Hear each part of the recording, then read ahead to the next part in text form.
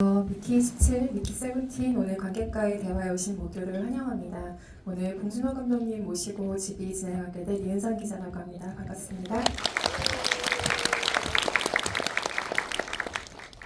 오랜만에 한국 관객들과 이렇게 가까이서 만나시는 자리인 만큼 많은 기대하고 오셨을 것 같습니다. 오늘 저도 충실한 질문들로 좋은 시간 될 수 있도록 진행하겠습니다.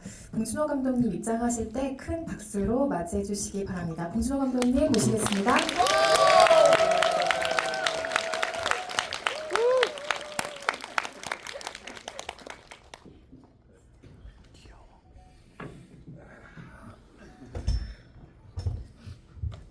네, 2월 28일에 개봉한 2월 마지막 날에 개봉한 미키 17 지금 순항 중에 있는데요. 오늘 가득 채워주신 관객 여러분께 우선 인사 한 말씀 먼저 부탁드리고 본격적으로 시작하겠습니다. 네, 얘기할 준비가 되어 있습니다. 일단 질문도 많이 해주시고요. 네, 감사합니다. 이렇게 와주셔서. 네. 보통 관객과의 대화 시간을 45분, 50분 이렇게 배정받는 경우도 있는데요. 오늘은 그나마 조금 넉넉하게 시간을 받아서 관객석으로 마이크를 넘겨서 질문을 받을 수 있는 시간 또한 제가 다 잘 계산해 두겠습니다. 그 점 감안하셔서 앞에 관련된 이야기들을 들어주시고 좋은 질문들 부탁드리겠고요. 영화는 말하자면 미키 더 익스펜더블이 미키 반스라는 이름을 찾아가는 영화라고 우선 보았습니다. 그래서 미키가 죄의식을 가지고 있는 인물이기도 하고 트라우마가 있는 인물이기도 한데 거기서 한 발짝 나아가서 말하자면 인생의 봄을 맞이하는 성장 스토리이기도 하다는 점에서 반가웠고요. 봉준호 감독님의 8번째 장편 영화라는 점에서는 봉준호 8, 봉준호 8을 다 같이 목격하게 된 작품이기도 합니다. 아주 가벼운 질문부터 하나 먼저 드리려고 하는데요. 내한을 배우들이 굉장히 많이 했었어요. 로버트 패틴슨을 시작으로 이후에 나오미 에키, 마크 러팔로, 스티븐 연이 또 내한을 하기도 했고요.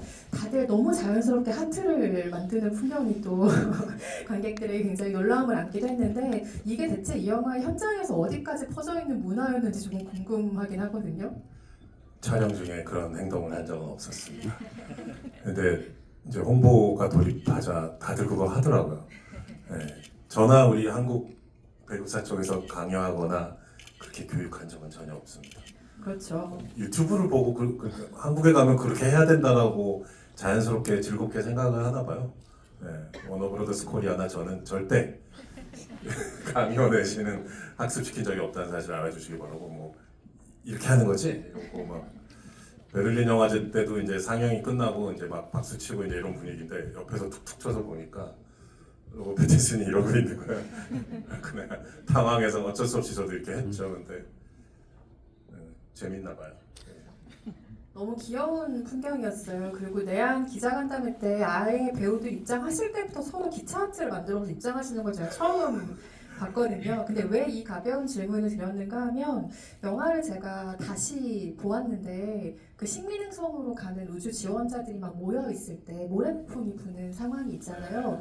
거기에 그 방송용 카메라가 잠깐 와서 사람들을 인터뷰하는 장면이 있는데 거기에 단역분 한 분이 소나트를 만들고 계시더라고요. 그 그래서 여자 보조 맞아요. 출연자분이 이거 하는 게 있어요. 네, 그래서 이 현장에 이미 퍼져 있는 문화인가라는 조금 심심한 그런 궁금증을 가지기도 했고요. 잘 알려져 있다시피 각본은 2021년에 쓰신 작품입니다. 현실 세계와의 접점으로 이 각본의 시기가 또 한 번 화제가 많이 되기도 했는데요. 혹시 팬데믹의 여파가 각본 작업에 은연중에 있었을지 한번 여쭤보고 싶습니다. 왜냐하면 미키가 여러 임무를 수행하지만 17까지 오는 과정에서 여러 백신의 실험체가 좀 자주 된다는 인상도 있어서요. 그 이제 행성 도착하면은 그 바이러스 들이마시라고 막 그러잖아요. 그 애를 먼저 내보내가지고 불쌍하게. 그래서 거기 보면 뭐 미키 그 보이스오버의 그 나레이션에 나오죠. 12, 13, 14 아니 13, 14, 15, 16인가가 이제 그 백신 테스트하면서 가장 미친 듯이 연달아서 막 죽는 장면이 나오는데 죽고 리프린트 되고 또 주사 맞고 또 죽고 리프린트 되고 막 그때가 이제 시나리오 21년도에 한창 팬데믹 시기에 쓰면서 특히 이 익스펜더블 그러니까 뭐 위험하고 험한 일에 투입이 되는데 심지어 그 중에서도 로봇이나 이제 기계가 할 수 없는 일, 그러니까 사실 생체 실험에 동원돼서 실험실 쥐처럼 사용되는 불쌍하게 그런 사용되는 상황이 이제 가장 그 미키 본인한테는 힘들고 혹독한 뭐 죽는 것 자체가 늘 힘들다고 말을 하지만 그 중에서도 아마 그 실험실 쥐 신세가 되는 게 가장 힘들 순간일 것 같다 생각을 했고 그거를 또 연이어 반복적으로 하면서 막 거의 출력되자마자 바로 뭐 3초 만에 주사 맞고 막 이러잖아요. 그래서 가장 힘들고 가혹하고 그렇지만 본인은 또 그게 인류를 위한 거라고 생각하고 그런 식으로 또 나름 정신 승리를 하고 그러니까 거기가 이 미키라는 그 미키의 어떤 직업, 극하는 직업, 그다음에 익스펜더블이라는 직업의 어떤 실체를 가장 강렬하게 압축적으로 보여줄 수 있는 게 그게 아닌가 싶어서 이제 또 마침 시나리오 쓸 때는 팬데믹 그 코로나 바이러스 얘기를 항상 할 때였었고 화면에 인서트 보면 심지어 나와요 이렇게 그 연구자가 컴퓨터 모니터 화면 보면서 이제 바이러스에 대해서 체크하는 게 있는데 그게 사실 우리 코비드 관련 뉴스에서 늘 보던 그 그래픽과 거의 똑같거든요. 그래서 21년도 그 당시의 그 모습이 영화에 녹아 들어가 있죠. 근데 뭐 우리 그러지 않았었나요? 9시까지 3명? 네, 너무 옛날 일 같지 않아요? 이제 까마득하게.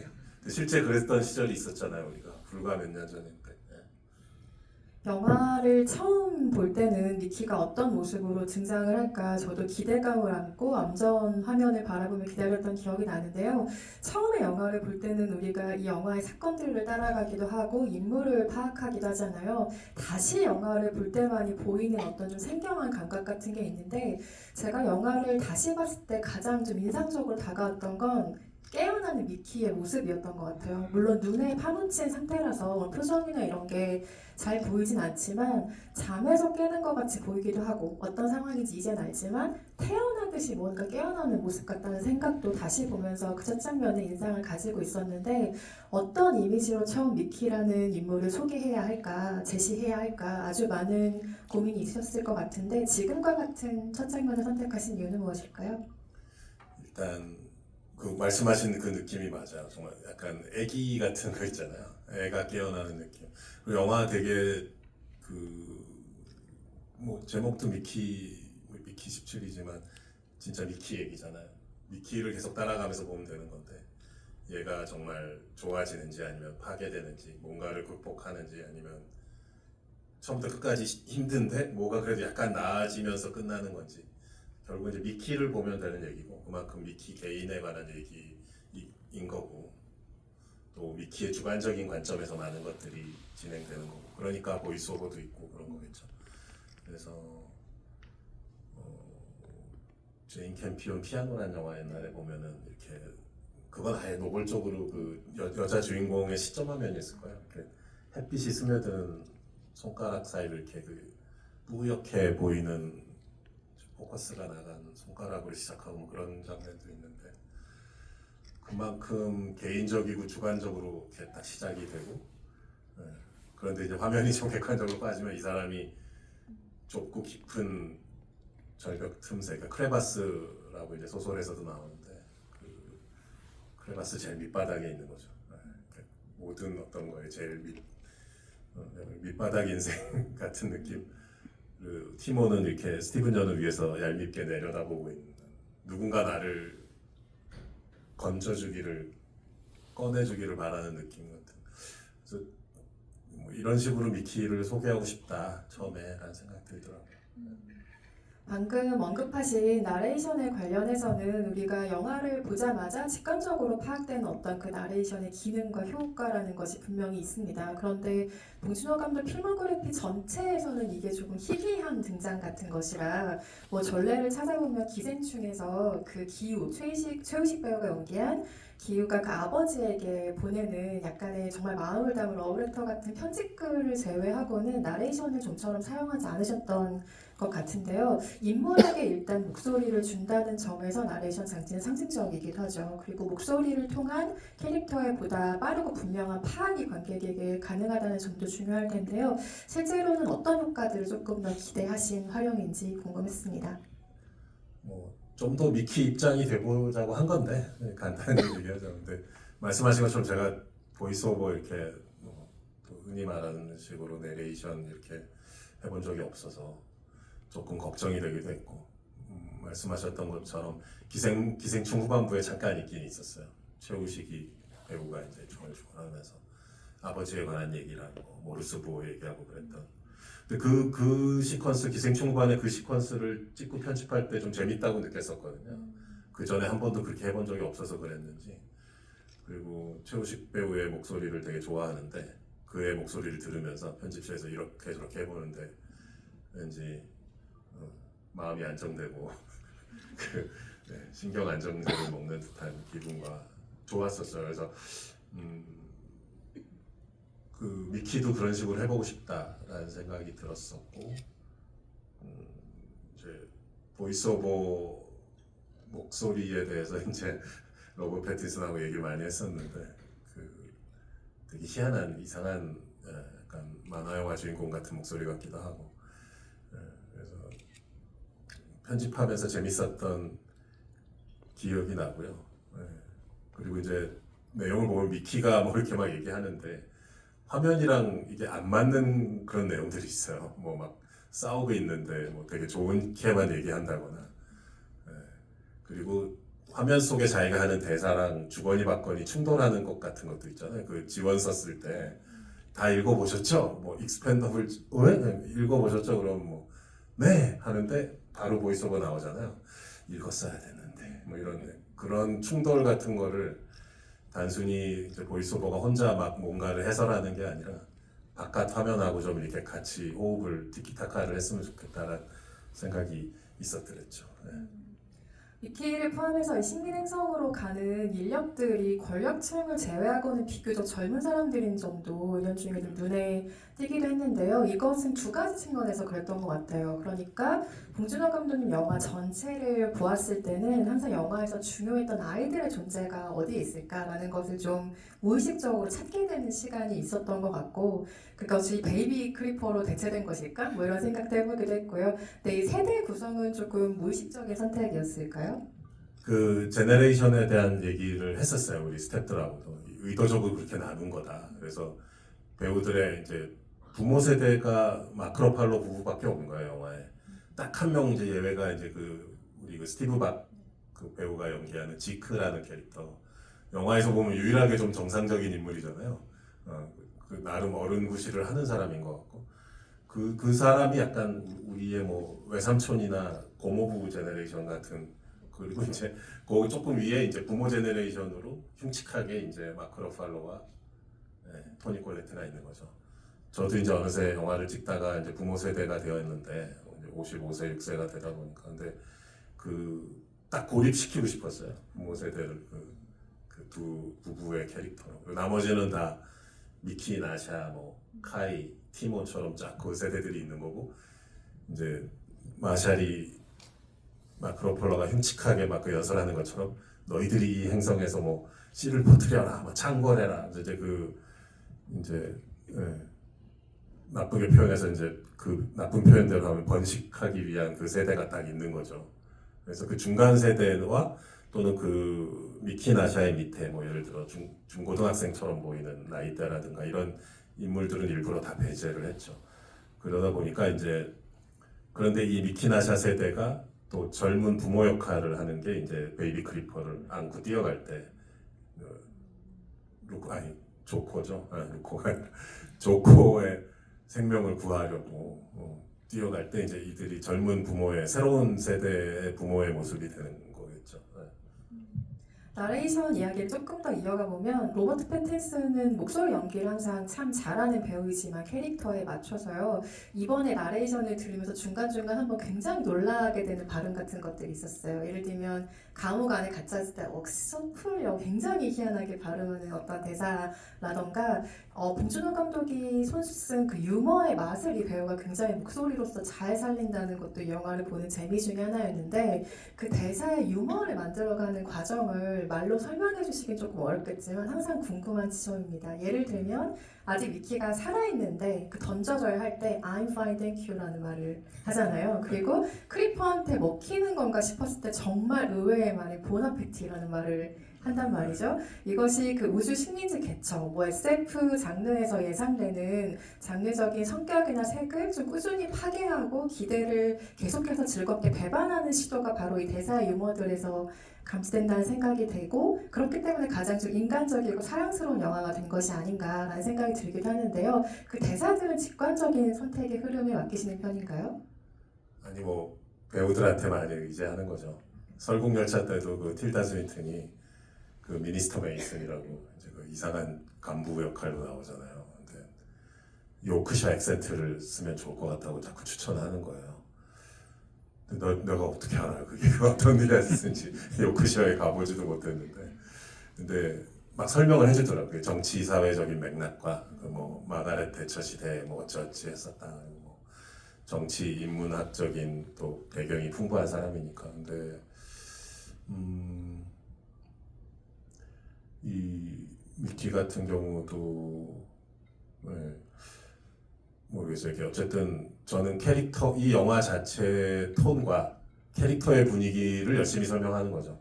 구체적으로 이제 저도 뭐 영어의 뉘앙스를 제가 모르니까 아무리 통역하시는 분들이나 뭐 스태프들의 그거 손을 거치더라도 그 뉘앙스까지 100% 전달 설명하기 쉽진 않고, 대신 이 캐릭터 이렇게 불쌍한 캐릭터다. 그리고 맨날 손해 보고 다니는 느낌이고 막 그런 얘기 많이 했었어요. 배우랑 미키가 이제 뭐 그런 거 뭐 그런 거 있잖아요. 뭐 이렇게 같은 사기꾼한테 2번 사귄다라는 느낌. 네, 2달 전에 사기당했는데 같은 사람한테 또 당하는 그런 거 있잖아. 또 속고 뭐 맨날 손해만 보고 손해 봤는데 화도 잘 못 내는 사람. 그거에 정확히 반대되는 인물이 이제 티모잖아요. 스티븐 연은 약삭빠르게 이렇게 저렇게 자기 거는 다 챙기고 다니는 사람이니까. 그래서 그런 인물이 이렇게 소심하게 칭얼거렸을 때 어떤 말투일 것 같냐. 그리고 이 영화는 인물들이 하는 행동이나 말이나 뭐 이런 디테일들이 아니 무슨 사이파이 SF에서 왜 이런 게 나오지 싶은 약간 그런 쪽으로 가는 영화다. 그래서 뭐 하다못해 무슨 행성간 송금 수수료에 대해서 막 얘기하는 게 나오고 막 그러잖아요. 무슨 무슨 뭐 우주에 무슨 국민은행, 신한은행이 있는 것도 아니고. 근데 그런 분위기다라는 거는 배우나 스태프들하고 많이 공유를 했었어요. 그래서 그런 맥락을 생각하면서 미키도 로버트 패틴슨도 그런 이제 말투들을 스스로 여러 가지 실험을 해봤겠죠. 네. 그런가 하면 이 영화를 보기 전에는 이 원작의 결을 어떻게 살리셨을까 가장 궁금했던 장면 중에 하나가 미키를 위해서 나샤가 방호복을 입고 그 죽어가는 그 사람의 곁을 지키는 그 장면이었어요. 이건 원작인 미키 7의 19장의 어떤 몽타주들로 등장하는 대목인데, 왜 이 장의 제목을 설명을 드렸는가 하면 원작자도 그렇고 봉준호 감독도 그렇고 이게 핵심 챕터다라고 공통적으로 찍으신 장이라고 알고 있어요. 그래서 정말 아름답고 숭고한 몽타주라는 인상마저 있는 장면이었는데, 찍으실 때 현장의 분위기도 궁금하고 그 장이 이 원작의 이 이야기의 핵심 챕터라고 생각하셨던 이유도 조금 더 듣고 싶습니다. 숫자가 다른 인터뷰할 때 그 챕터 숫자가 가물가물해서 그랬었는데 챕터 19였었구나. 기억이 다시 나고 감사하네요. 그 소설에서 이제 원작 소설에서 설국열차 때도 그렇지만 소설에서 되게 많은 걸 바꿨잖아요. 또 토니 콜레트 캐릭터 같은 경우는 아예 원작이 없는 캐릭터고, 또 티모도 이제 원작에서는 베르토란 캐릭터인데 캐릭터의 성격이 완전 다르고요. 그래서 많은 것을 바꿨는데 그 미키 나샤의 사랑 얘기만큼은 바꾸고 싶지 않았어요. 그거를 어떻게 하면 잘 표현할 수 있을까? 소설에서 제가 처음 소설을 읽었을 때 느꼈던 그 느낌을 어떻게 살릴 수 있을까? 어떻게 잘 보존하고 더 강하게 할 수 있을까라는 쪽으로 생각을 했었던 부분이에요. 그 부분이 챕터 19. 그래서 읽을 때 되게 콧날이 시큰했던 그런 기억이 나거든요. 그래서 보통 책을 읽으면서 이렇게 눈시울이 뜨거워지거나 그런 적이 없었는데, 그 미키가 처한 상황이 워낙 힘들잖아요. 얘가 워낙 가혹한 상황에 그 순하고 착한 애를 그렇게 가혹한 상황에 이렇게 내던져져 있는 건데 그래도 이제 나샤가 거기 따라 들어와서 그 방호복을 입고 왔다지만 뭐 어디 하나 조그만 틈이라도 생기거나 뭐 실수가 있으면 본인도 죽는 거잖아요. 그걸 무릅쓰고 들어와서 거기 이렇게 안고 있는 모습인데 영화 이제 시사회 하고서 제 대학 동기랑 또 누구였다 그게 약간 피에타상 그림과 비슷하다라고 이렇게 그 문자를 보내주신 분들이 있었는데 사실 촬영할 때는 그런 생각을 하지 못했었고요. 거기가 되게 자세를 잡는 것 자체가 되게 어려워요. 이렇게 동그란 유리 탱크잖아요. 거기 두 명이 이렇게 자세를 취하고 앉아야 되는데 이게 사실 별로 선택의 폭이 없어요. 그래서 자연스럽게 피에타 형상이 될 수밖에 없었던 면도 있고, 근데 또 엄마와 아이 같은 느낌이 나기를 바랬던 부분이나 그리고 어떻게 하면 포근하고 밀착된 느낌이 날까? 둘 사이에 그 방호복이 있잖아요. 그래서 그런 상태임에도 불구하고 어떻게 그리고 나샤의 나오미 배우의 표정 연기는 의외로 좀 절제돼 있어요. 막 펑펑 울거나 막 손이 떨리거나 이러지 않고 비교적 침착하게 절제돼 있는 편이고 미키는 마치 실험실의 동물처럼 떨고 있고 이렇게 코피가 나고 있죠. 그리고 카메라는 뒤로 이렇게 물러나고 있고 이제 거기에 결정적으로 정재희 씨 음악이 들어가 있어요. 그래서 그 위에 어떤 선율이 얹혀질까에 대해서 기대와 궁금함이 여러 가지 것들이 많이 있었고 정재일 씨, 그 작곡가라고 벌써 세 번째 작업이니까 믿는 구석도 있었고요. 정재일님의 음악이 되게 큰 역할도 하지 않았나라고 생각됩니다. 그 씬에서는. 음악에 대한 얘기 잠깐 나왔으니까 프로덕션 디자인 얘기도 좀 가볼까요? 우주선 내부를 기대할 때 보통 이게 근미래라고 하더라도 SF의 우주선은 조금 첨단의 무언가, 뭐 매끈하고 아주 세련된 모습을 기대를 하게 마련인데요. 처음 이 영화를 보고 마주한 인상은 좀 화물선 같다라는 느낌이 일단 우선이었던 것 같고 사이클러가 있는 공간 때문인지 묘하게 탄광 같다는 인상도 받았던 것 같아요. 그래서 확실한 건 노동의 공간이다라는 인상이 굉장히 강한 곳이었는데 프로덕션 디자인에서 특별히 요구하신 점은 뭘까요? 지금 말씀하신 그런 얘기를 고스란히 미술 감독과 다 했고요. 워낙 정확하게 말씀해 주셨는데 이게 뭐 미키나 뭐 나샤나 다 워킹 클래스자 노동 계층 뭐 그리고 이 소설에 끌렸던 것도 제가 그런 이유이기도 한데 그래서 화물 청소를 그다지 깨끗하게 하지 않는 화물선 또는 약간 후생복지가 별로인 공장 뭐 이런 거 있잖아요. 사원 복지 측면에서 좀 점수가 떨어지는 공장 같은 그리고 그런 거친 질감으로 딱 이제 하자. 그리고 이제 뭐 제가 몇 차례 인터뷰 때마다 얘기 드렸었는데 예를 들어 여기 오는 코엑스도 그렇고 이제 고급 백화점이나 좋은 호텔 여기 오다 보면 이제 인터컨티넨탈 호텔 있잖아요. 그런 데 가면 다 매끌매끌 반질반질 하잖아요. 밝고 깨끗하고 막 대리석 깔려 있고 막 예쁘게 데코레이션 되고 그런데 직원 관계자만 스태프 옹리 관계자 외 출입 금지 공간 거기 문을 탁 열면 또는 갑자기 모든 톤이 확 바뀌잖아요. 이렇게 거칠해지면서 이렇게 위에는 파이프 있고 뭐 막 전선도 노출돼 있고 이제 그 경계선을 넘는 순간 갑자기 손님을 응대하는 공간과 클라이언트를 받는 공간과 이제 스태프들이 왔다 갔다 하는 건 확 차이 나잖아요. 그래서 그 느낌 얘기를 많이 했어요. 그 공간에 들어갔을 때 느낌. 그래서 이 영화 우주선뿐 아니라 또 주거단지 역할을 하잖아요. 사실 행성에 도착해서도 계속 밖에 이제 아파트를 아직 짓지는 못하고 그 앞 비행기 안에서만 계속 있는 거니까 예를 들어 14시간 비행을 해서 뉴욕까지 갔는데 우리가 JFK 공항에 비행기에 세워놓고 계속 비행기에서 한 몇 달, 1년 생활한다고 생각해보세요. 그것도 사실 되게 답답한 일인데 우리야 이제 공항에서 트렁크를 짐을 갖고 나와서 숙소로 가버리지만 이제 이들은 계속 그 비행기에서 생활하는 거 아니에요. 그래서 사실상 영화의 한 80%가 그 우주선 내부예요. 그래서 되게 중요하겠다 생각이 들어서 방금 얘기한 그런 톤으로 다 맞추기로 했고 유일한 예외가 딱 두 개가 있잖아요. 저기 마샬 일파 부부의 컬러 톤도 너무 이상하고 무슨 페르시아 카펫이 깔려 있고 뭐 그런 그 이상한 미술품도 있어요. 뒤에 보면 자세히 나오진 않지만 미술 관련된 일을 하나 보지. 그리고 사모님이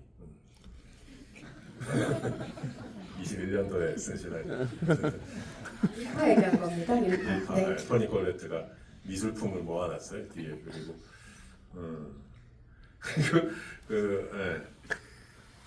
그 공간이랑 그 다음에 휴먼 프린터가 있는 이제 우리 스태프들 랩이라고 실험실이라고 부르는데 거기 어쨌든 과학자들이 모여 있는 그 공간.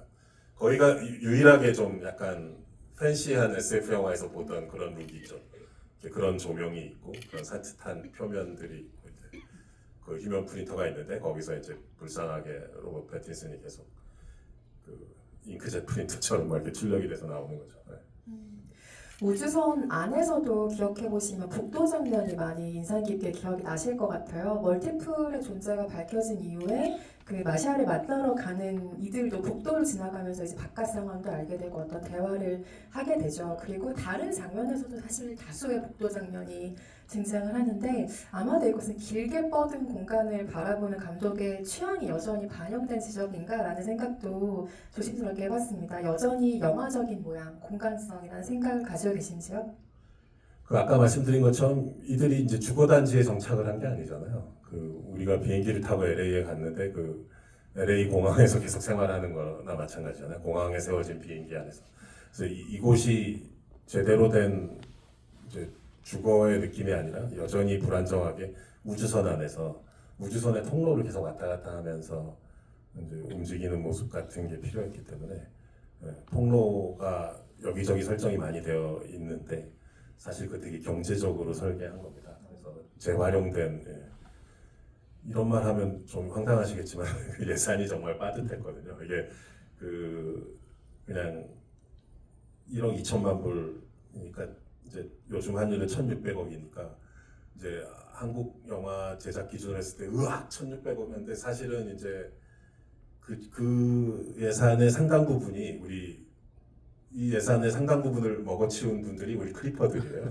그래서 또 크리퍼도 세 종류야. 마마 크리퍼, 주니어 크리퍼, 베이비 크리퍼가 있는데 이들 각자를 다 디자인하고 모델링하고 거기에 뭐 리깅한다 해서 그 비주얼 이펙트에 컴퓨터 그래픽에 막 많은 과정들이 있고 끝나고 자막 보면 막 이름들이 쫙 뭐 회사에서 올라가죠. 그분들이 다 크리퍼 달라붙어서 막 하는 분들이에요. 그 애니메이션과 모든 작업들이 엄청난 인력들이 투입이 되거든요. 그래서 영화에서 예산의 상당 포션을 꿀꺽 하고 이제 간 친구들이 다 크리퍼예요. 그래서 그러다 보니까 이제 오히려 세트 미술 쪽은 되게 허리띠를 졸라매고 그리고 이제 화면 속에 두 미키가 나오잖아요.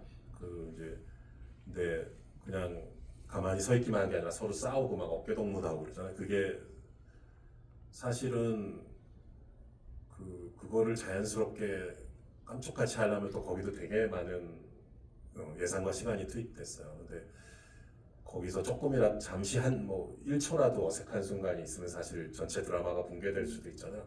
거기에 대한 믿음이 안 생기면. 그래서 지금 얘기한 이 컴퓨터 그래픽 쪽에 예산이 되게 많이 투입돼서 저랑 미술 감독은 되게 허리띠를 졸라매고 이 세트 쪽은 뭐 미키의 방, 뭐 나샤의 방, 그다음에 복도 이런 거를 뭐 이렇게 재조합하고 앵글을 바꾸고 뭐 그리고 막 그 카트 밀면서 그 한쪽은 유리창인데 이제 밖에 클리퍼들이 있고 후반에 나오는 그 복도 있잖아요.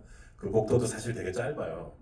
그거를 계속 반복해서 달리면서 찍는 거예요. 저 뒤쪽은 CG로 확대돼 있고 꺾기는 사실은 딱 하나 구간이 있는 건데 그거를 이렇게 찍고 일로 갔다 저로 갔다 일로 갔다 저로 갔다 하면서 뒤에 벽에 부착한 것만 바꾸고 지나가게 하고 근데 저는 그렇게 찍는 거 좋아합니다. 또 워낙 단편 영화 때부터 그렇게 하는 거 익숙해져 있고 그래서 궁여지책으로 탄생한 묘안이긴 하지만 어쨌든 우리에게는 봉준호 감독 영화 속 익숙한 공간의 느낌과 쭉 이어지는 연결점을 막내 미키 17로 가지게 된 것 같아요. 플라타스계 아파트 복도를 떠올리시는 분들도 있을 테고 살인의 추억의 터널이나 괴물의 하수구, 설국열차의 기차, 그리고 기생충의 지하실, 옥자의 지하상가 같은 공간성의 연결을 또 이 영화를 통해서 감지하셨으리라 믿습니다. 프로덕션 디자인 관련해서는 이번 달 말에 LA에서 개관한 아카데미 영화 박물관에서 관련 전시를 하는 걸로 알고 있는데 부럽습니다. 가시게 될 분들 재밌게 보고 오세요.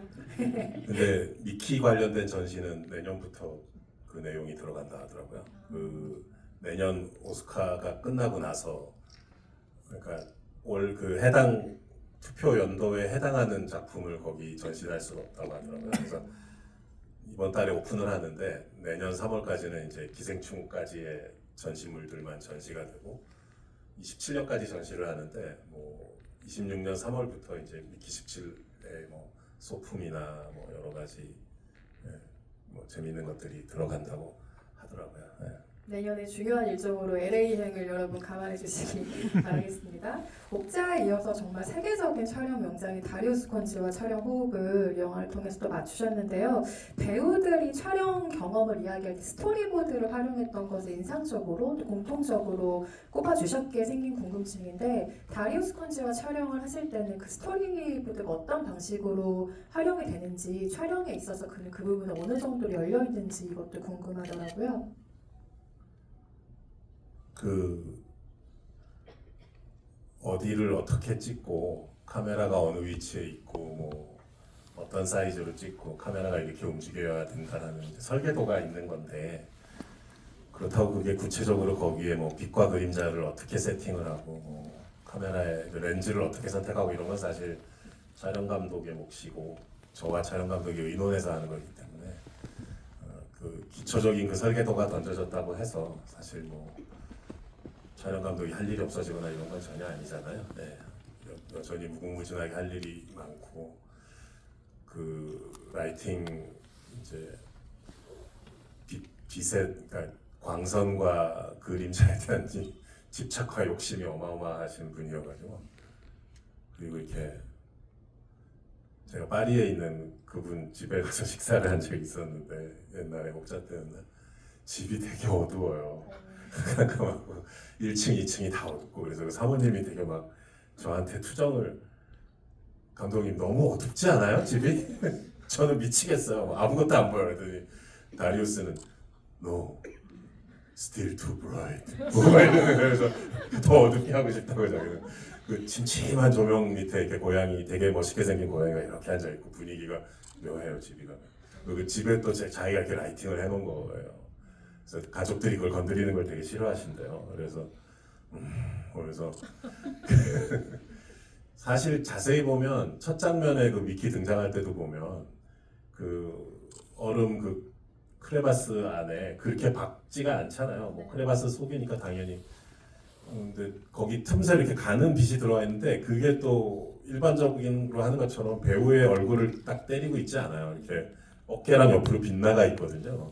처음에는 정말 약간 답답하지 않을까? 나는 아무래도 감독이다 보니까 배우의 눈을 보고 싶은 거예요. 근데 적응되니까 되게 좋더라고요. 그 빛이 저렇게 빗나가 있다는 게 가뜩이나 애가 그 추운 곳에 그렇게 밑바닥에 있는데 한 뼘 햇빛 조각도 이제 걔를 빗나가 있는 거죠. 근데 그 느낌이 이렇게 그리고 얼굴의 전체적인 것들은 이제 그 안에 그 눈과 얼음에 의해서 반사된 것들이 되게 은은하게 얼굴과 손에 묻어 있고 그런 것인데 그런 거에 대해서 워낙 예민한 분이고 장비 뭐 모든 촬영 감독 홍경표 촬영 감독님도 마찬가지지만 보면 장비 욕심이 또 어마어마하셔가지고 프로듀서 분들하고 많이 싸우세요. 네. 엄청 고가의 귀한 장비들을 막 꽉 움켜쥐고 안 넣으시거든요. 그리고 그런 저는 이제 뒤에서 그런 걸 보면서 이렇게 잘한다 이러면서 저는 제가 나서서 굳이 싸울 필요 없이 이제 프로듀서님들은 되게 곤혹스러워하세요. 근데 워낙 고집이 세셔가지고 엄청난 장비들을 홀드해 놓은 상태에서 일주일간 사실 한 번도 사용하지 않은 거죠.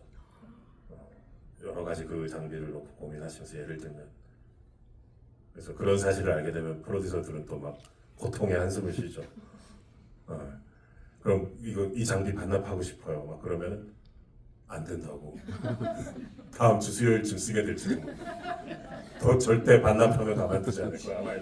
네, 그런 고집이 있으시니까 또. 네. 아니, 처음에는 이건 그냥 혼자 개그로 생각한 건데 혹시 다리우스 블랭크의 이름을 다리우스 콘지에서 따오신 걸까요? 그도 예술적인 촬영에 감화된 캐릭터잖아요. 마치 그렇네 진짜. 사채업자. 되게 싫어하시더라고요 그거에 다리우스. 왜 다리우스인 거야? 그래서 뭐 근데 원작 소설에 있어요. 원작 소설에 그 다리우스의 이름이 그래서 아니 소설에 있는 거다라고 내가 딱 잡아댔죠 했더니 되게 괴로워하시더라고요. 의외로 그런 거를 또 민감하시대. 그래서 근데 바꾸진 않았어요. 이름을 그대로 사용했지만 바꿀 수도 있지만 굳이 바꾸지 않았다.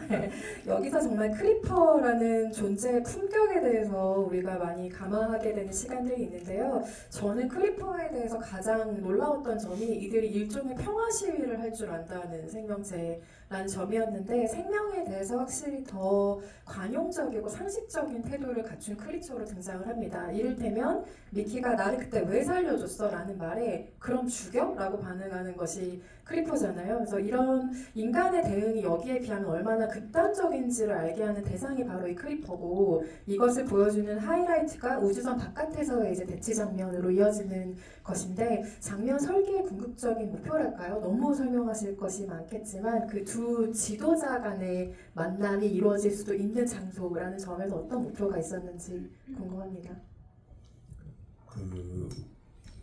우리들 만든 그 윤가은 감독님이 또 그 대사를 얘기를 하셨어요. 영화를 보고 나서 그럼 죽여라는 그 마마 크리퍼 대사가 너무 인상적이었다고. 저도 기뻤는데 그 마마 크리퍼는 되게 짧게 말하지만 뚝뚝 끊어지는 단어들로 말하지만 되게 그게 핵펀치 같은 대사들이 많거든요. 그래서 뭐지? We saved you. You kill 루코 뭐 이런 그 듣고 나면 정신이 멍해지는 인간 입장에서는 그 죄책감을 느낄 수밖에 없는 그런 말들 그리고 엄청난 정치가잖아요 마마 크리퍼가 되게 뛰어난 국회의원으로 치면 한 7선 의원의 풍고가 있는 엄청난 전략가고 그 사실은 그 울룰레이션이라고 그러는데 그 하는 거 있잖아요 그 알제리 그 유튜브에 보면 그 울룰레이션 교습하는 것도 있어요. 그 알제리 전투라는 옛날 영화 보면 나오는데 그 식민지 시절에 프랑스 군대에 저항하면서 알제리 사람들이 막 했던 그거예요. 그 알제리 전투라는 그 유명한 영화 교과서에 나오는 영화 보면 클라이막스에 그게 나옵니다. 아프리카 그 알제리 사람들이 이제 저항하면서 우리나라 치면 약간 대한독립 만세 비슷한 건데 유관순 누님의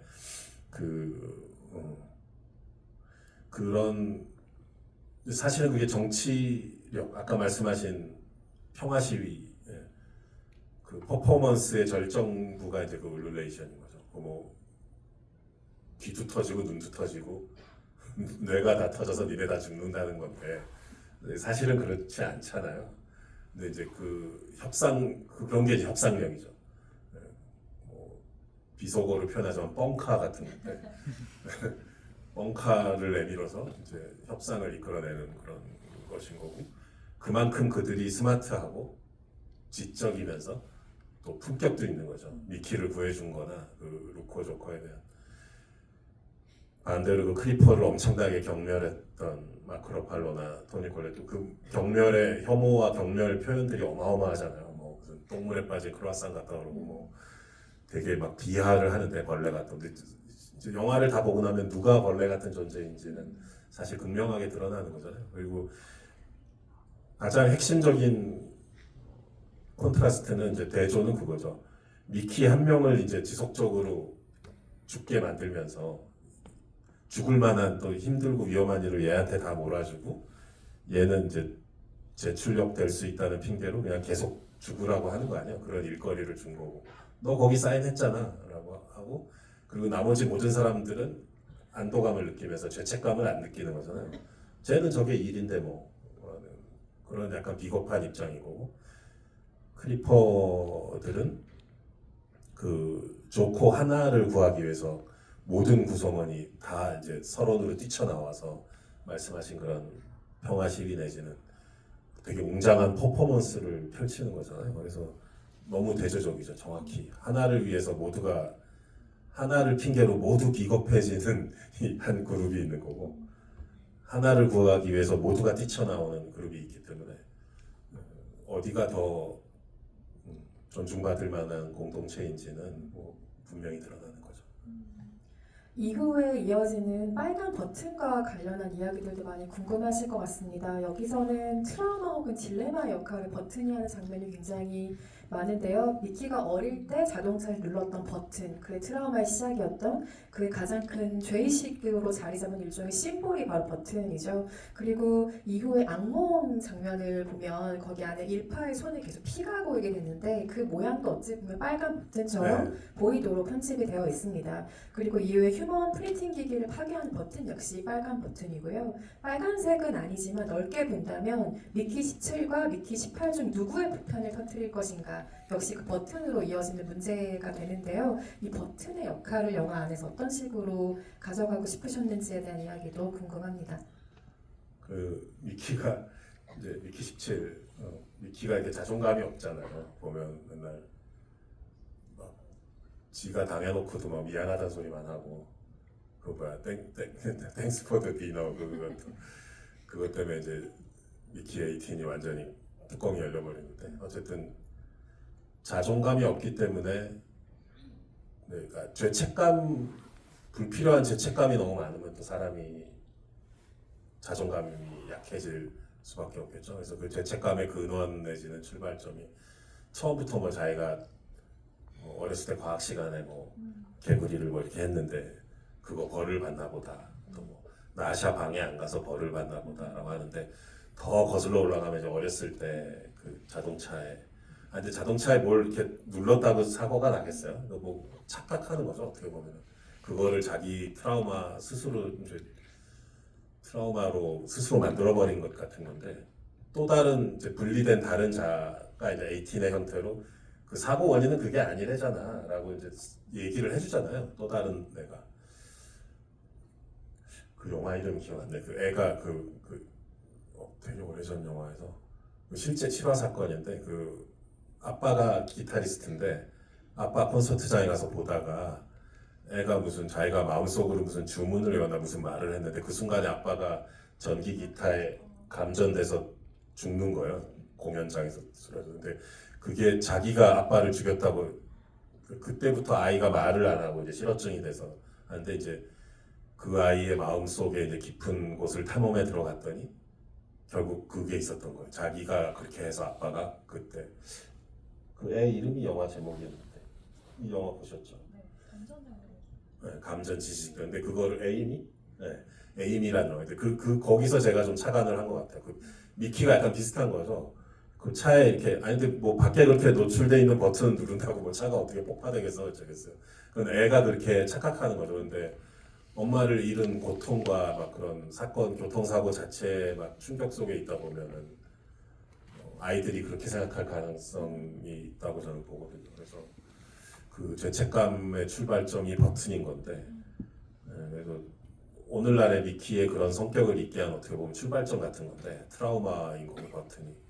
근데 그걸 이제 그 자기의 생명을 오락가락 이제 생사 여탈권을 쥐고 있는 그 잔인한 마샬일파 부부가 이제 팔에 그걸 차고 뭐 이렇게 남의 생명을 자기가 선택하듯이 해서 그 막 토니 콜레트 자꾸 막 누르려 그러고 막 이러잖아요. 그래서 되게 잔인한 버튼이죠. 근데 그게 결국은 마지막에는 이제 그 휴먼 프린터를 폭파시키는 버튼이 되는 거니까 트라우마에서 이제 자기 해방이라고 하니까 좀 너무 거창한데 뭐라 해야 되지? 트라우마였던 버튼이 이제 행복의 버튼이 되는 거죠.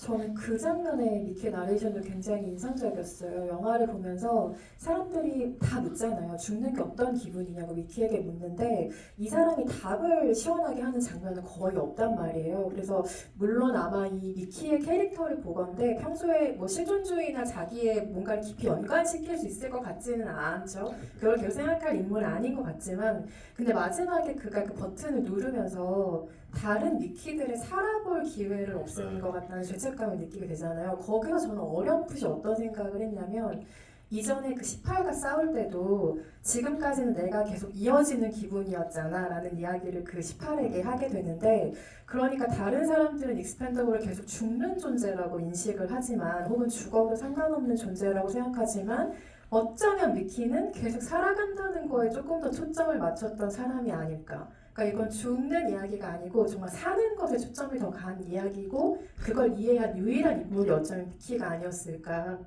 생각을 하게 됐는데요. 관련해서 네. 네, 그 말씀하신 거에 이미 답의 내용 다 있는 것 같은데요. 그 끊임없이 재출력된 사람만이 할 수 있는 생각이었던 것 같아요. 정말 재출력돼서 살아도 자기는 사는 거니까. 그리고 뭐 그 빨간 벽돌 같이 생긴 거울 장치에서 연결이 됐건 어쨌건 자기의 기억과 감정과 마음은 특히나 나샤에 대한 사랑하는 감정까지도 자기는 연결시켜 왔으니까 삶의 연장으로 생각했을 테고 그래서 또 이제 그 이후에 나올 미키에 대해서 살짝 죄책감이 느껴지려나 이제 그 길티 죄책감 얘기가 또 나죠. 그래도 버튼 눌러버렸잖아요 이미.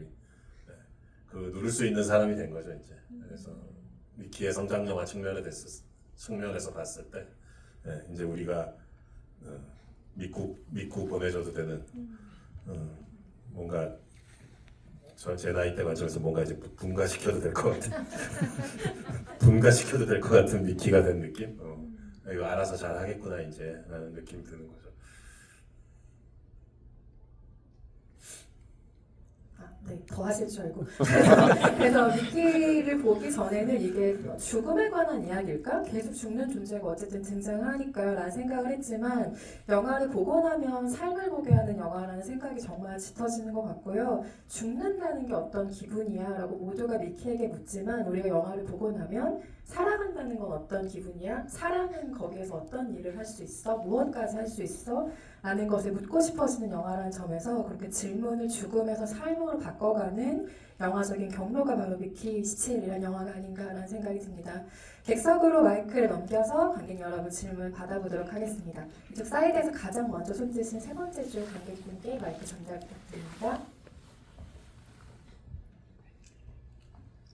마이크가 뒤쪽에 있었군요. 죄송합니다.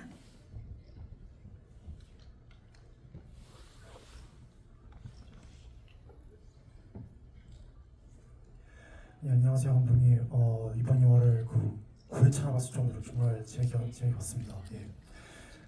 질문 드릴 게 감독님은 주로 그런 가장 최근에 만든 한국 영화니까 기생충까지 봤을 때 주로 좀 철저하게 좀 현실적으로 영화를 좀 만드시고 또 결국엔 그 영화에 좀 비참하고 좀 파국을 주로 그리면서 그렇게 해서 영화의 엔딩을 마무리하는 식으로 영화를 항상 만들어 오셨는데 근데 이번에는 좀 철저할 정도로 평화와 공존 그리고 상대방에 대한 그런 존엄성을 주로 다루면서 결국 영화에서는 감독이 영화 중 최초로 완벽하게 해피엔딩을 맞이하면서 영화가 끝나게 되는데 이렇게 연출하신 게 좀 의도한 바가 있는지 좀 궁금합니다. 완벽한 해피엔딩으로 느껴주셨다니 되게 감사합니다. 그 무슨 깨어나서 버튼 휴먼 프리터 터트리는 게 꿈이고 토니 콜레트랑 있는 게 현실이죠. 막 이렇게 따져묻는 사람도 있었어가지고 아니 나 그런 사람 아니라고 나한테 너무 그러지 말라고 하는데 그지 뭐 너의 본심은 그거지 뭐 막 이런 그동안 제가 해왔던 그 죄악들이 있어서 그런 건지 뭐 그렇게 보시는 분들도 있긴 있었어요. 근데 그 악몽 장면을 되게 공들여서 찍었던 건 사실입니다.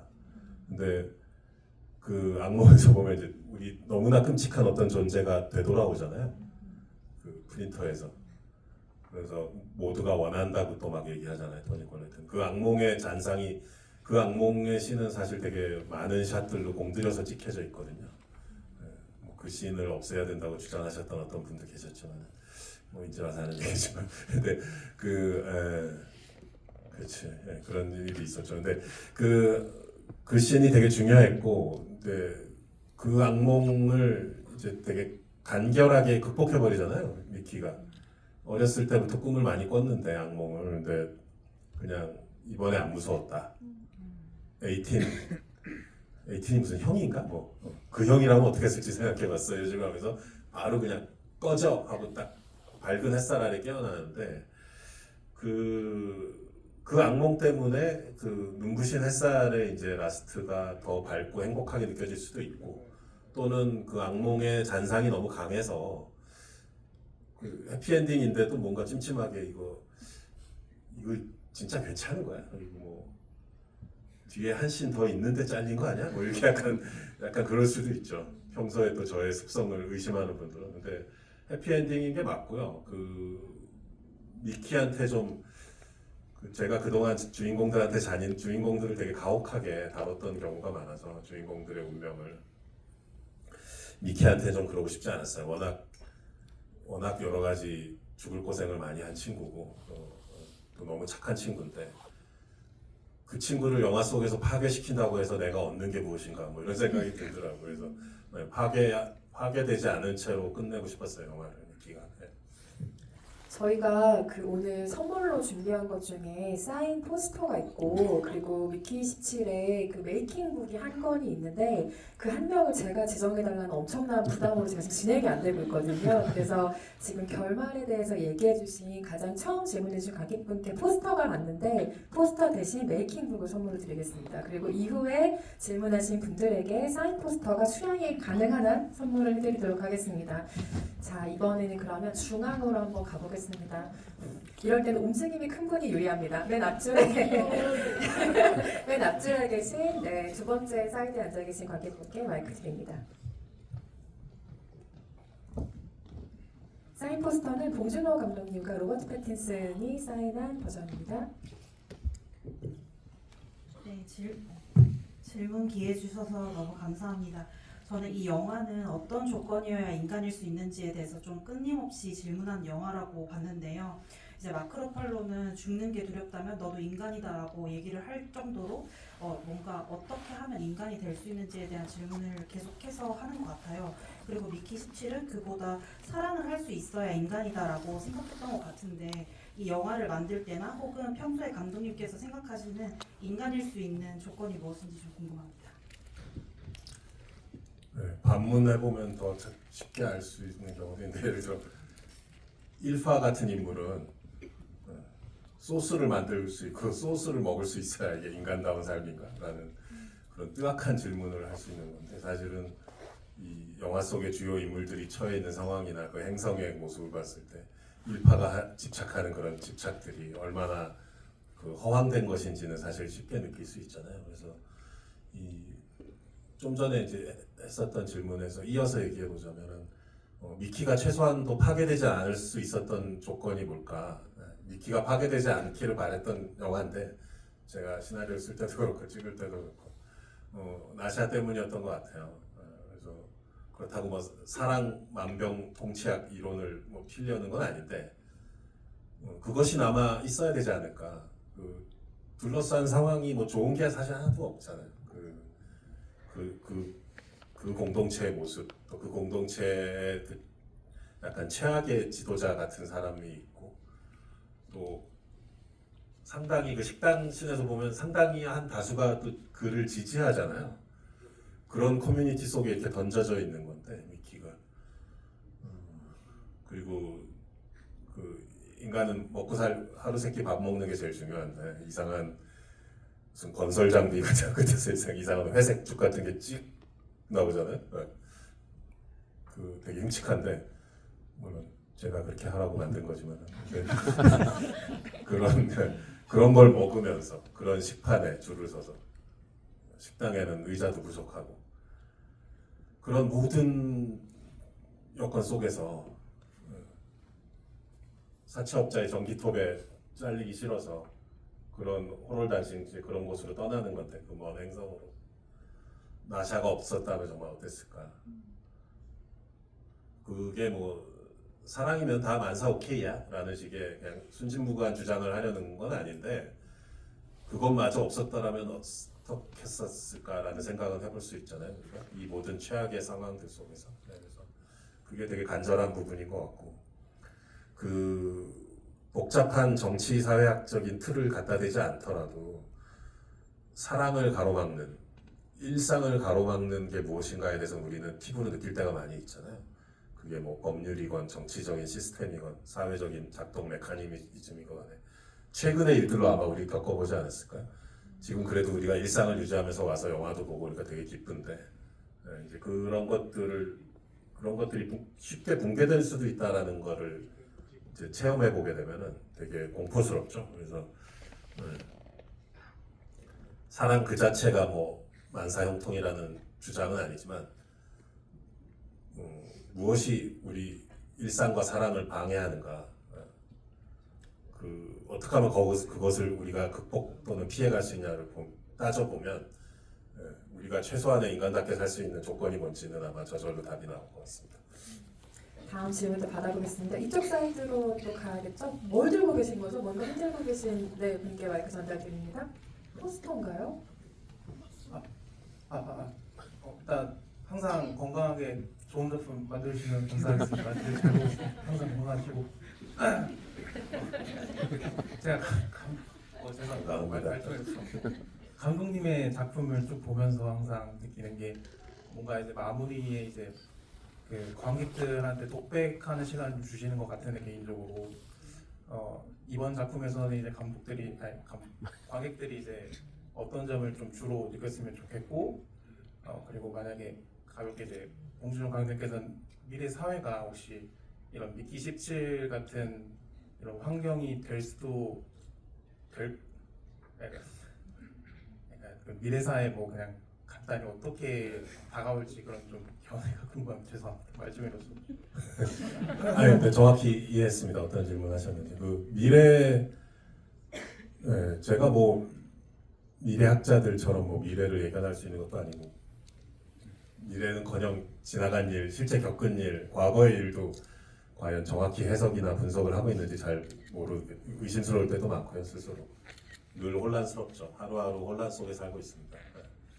이 큰 혼란 속에서 그나마 뭔가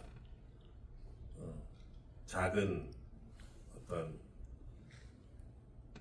그것이 논리적이지는 못할지라도 직관적일지라도 우리가 붙잡을 수 있는 어떤, 우리가 의지할 수 있는, 기댈 수 있는, 뭔가 희망적으로 기댈 수 있는 구석이 그나마 있다면 뭘까를 찾아보는 마음으로 미키 17 시나리오도 쓰고 영화도 찍었던 것 같고요.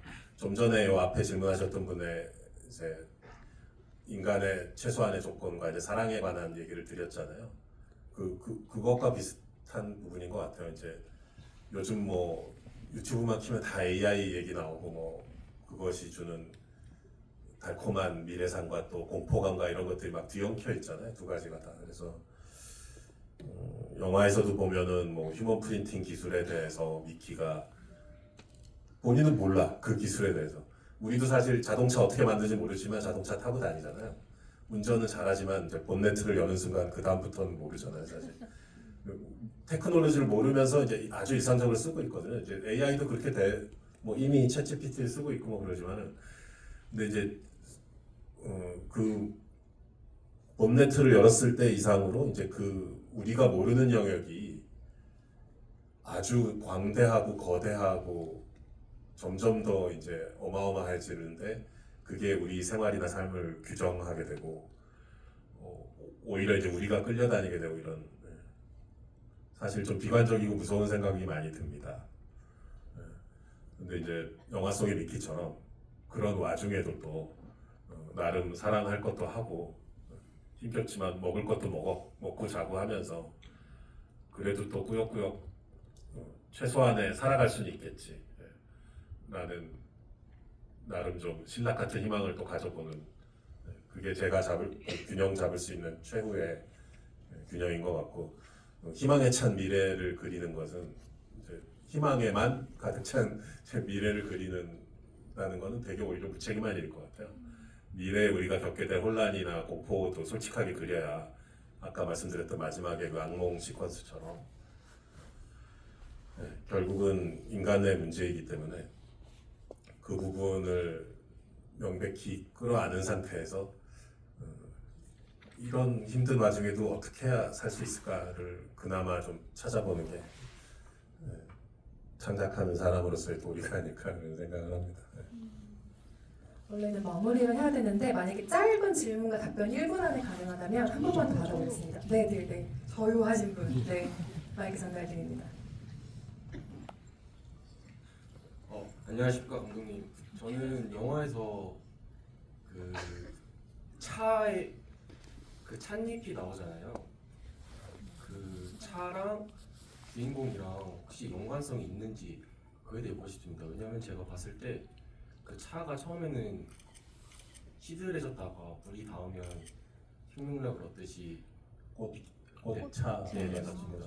미키도 처음에는 그 연구를 당하면서 되게 시들시들해졌다가 나중에는 이제 파괴를 하면서 생명력을 얻는 것 같아가지고 혹시 연관성 있는지 여쭤보겠습니다.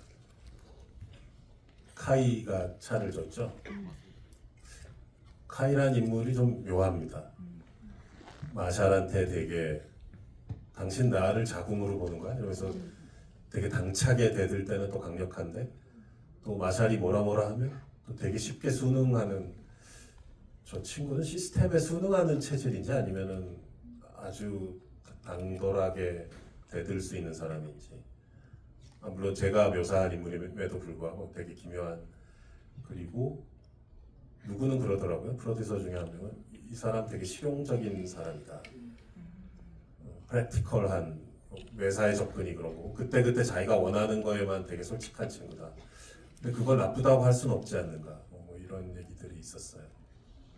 그리고 성적 취향도 되게 폭넓게 열려 있는 것 같고 마지막에 이제 그 친해져 있는 친구분 모습을 보면 그래서 오히려 영화상에 그렇게 돌출되거나 이제 나샤처럼 스토리를 이끌어가는 캐릭터는 아니지만 저 미래 시대에 저런 되게 흔한 또는 일반적인 그런 캐릭터의 모습일 수 있지 않을까라는 생각을 했었고 그런 카이가 이제 지구에서 가져온 귀한 거라면서 그 꽃차를 타주잖아요. 아까 얘기한 그 식판에 그 이상한 회색 죽 같은 거 그런 거 먹는 동네인데 거기가 우주선이 거기서 그 카이의 귀한 마음을 이제 그래서 그 이제 쓰리썸이라고 할 수는 없지만 어쨌든 두 미키와 사랑을 나누는데 그 차를 들고 왔잖아요 카이가.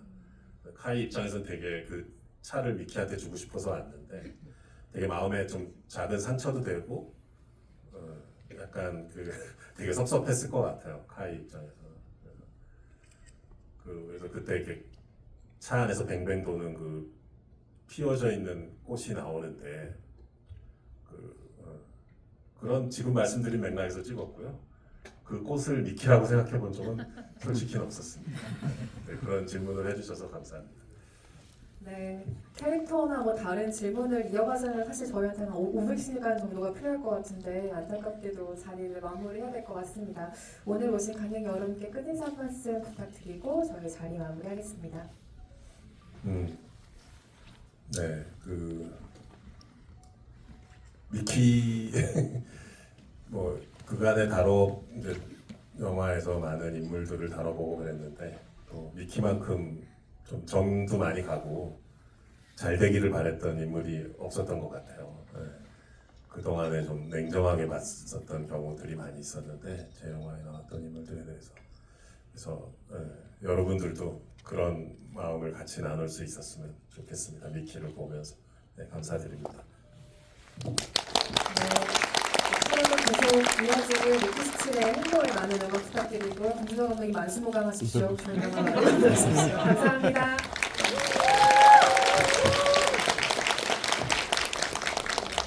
불러야 돼. 이쪽으로 하시면 됩니다. 감독님 편지. 나가 안 나가. 나가서 그리고 또 따로 이동하면 되겠죠. 이수역으로 가시면.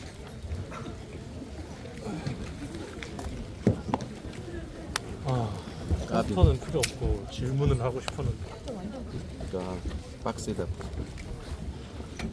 포스터는 이미 갖고 있으니까. 근데 질문 수준은 아까 백수 아파트 같은.